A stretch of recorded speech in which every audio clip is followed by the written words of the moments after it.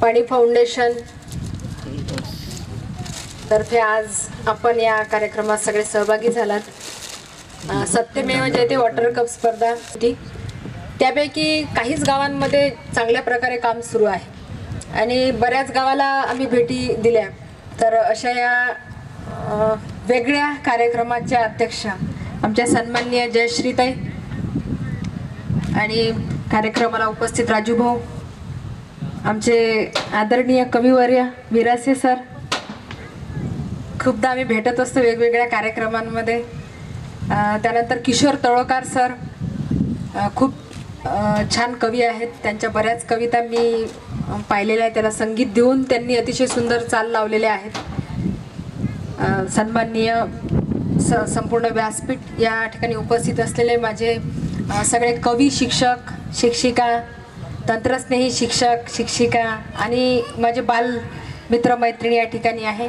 गावातली मान्यवर मंडळी या ठिकाणी आहे. गावातले सगळे विद्यार्थी, मला मुलं, ज्यांना कविता हा विषय माहीत आहे असे सगळे या ठिकाणचे रसिक दर्दी. आपण हा एक वेगळा विषय घेऊन या ठिकाणी आलेलो आहे. खरं तर आज मला खूप आनंद झाला की इतके सगळेजण तुम्ही या ठिकाणी आलात. असं वाटलं नव्हतं मला की एक वेगळी कल्पना, एक वेगळा विषय आणि रात्रीचा वेळ, या कार्यक्रमाला तुम्ही सगळ्यांनी साथ दिली म्हणून हा आज स्वप्न माझं सत्य झालं. अनेक कल्पना मी स्वप्नात पाहत असते. इनोव्हेटिव्ह काहीतरी वेगळं केलं पाहिजे या दृष्टीने मी नेहमी प्रयत्न करत असते आणि या दोन कल्पना माझ्या सत्यात उतरल्या. एक तर पाणी फाउंडेशनच्या या विषयावर कवी संमेलन घ्यायचं आणि दुसरं तुम्ही लोगो स्पर्धा घेतली, ती सहज घेतली होती परंतु मला खूप छान म्हणजे आवडले ते. सेव्ह वॉटरवर प्रत्येक आपल्या भगिनीने अतिशय सुंदर असं लोगो तयार केला होता.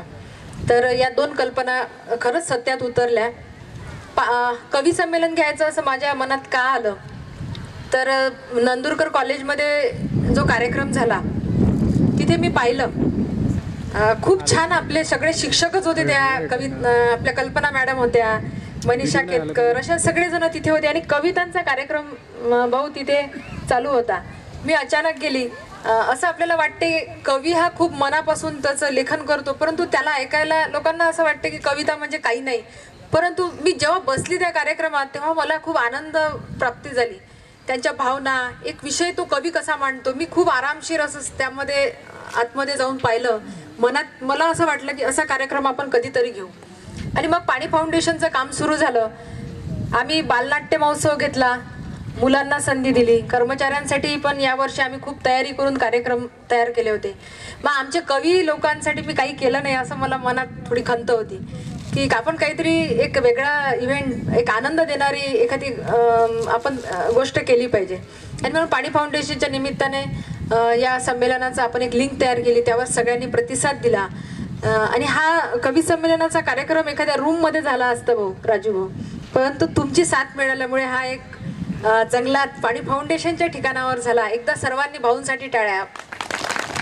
माझी कल्पना त्यांनी उचलून धरली अगदी. आणि ताई आपण इथेच कार्यक्रम घेऊ, याला पण फार मोठं मन लागते आणि एक हिंमत लागते.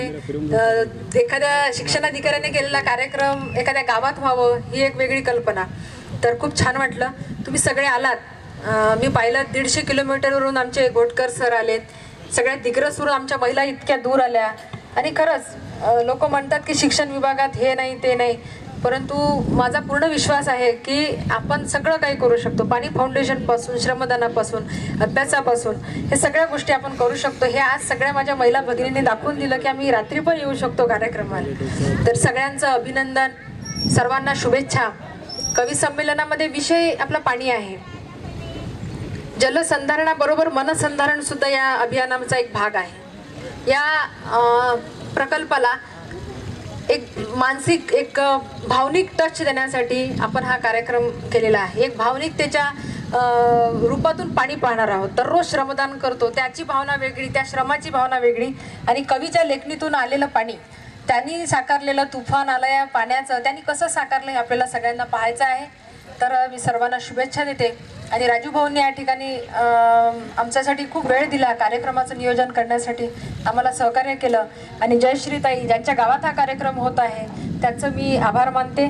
त्याचबरोबर विराशे सर, मी मिराशे सरांना बोलली पण नाही. सूत्रसंचालन करण्यासाठी सरांनी माझी वाट पाहिली नाही की मला मॅडमने बोलवलं नाही किंवा कुठलाही नाही, न काही न बोलता सर आज इथे हजर झाले. सर खूप म्हणजे मी तुमचे आभारी आहे. एवढ्या मोठ्या मनाचा माणूस. खरंच मला पाहिल्यावर थोडं एक क्षण वाटलं की मी सरांना फोन केला नाही, पण वेळेअभावी मी तुमच्याशी बोलू शकली नाही. आणि आमचे तळोकर सर खरंच हिरा आहे आमच्या जिल्हा परिषदेचा. त्याचबरोबर आमचे Chandekar sir, Vishal sir, Milind Deshpande sir, Shakeel sir. खरं तर या चौघांनी या कार्यक्रमाची मेहनत केली. मी काही करू शकली नाही. या सगळ्यांनी मेहनत केली. 4 दिवस प्रमाणपत्र तयार करणे हे सगळं काम यांनी केलेलं आहे. तर खूप छान टीम आहे. त्याचे आभार तर मी मानणारच नाही, तर त्यांच्या ऋणात राहू इच्छिते. कारण कुठलाही शिक्षणाधिकारी हा शिक्षकाशिवाय काही करू शकत नाही. असं म्हणून होत नाही की मी काम केलं, माझा जिल्हा आहे. हे सगळं तुमचं काम आहे.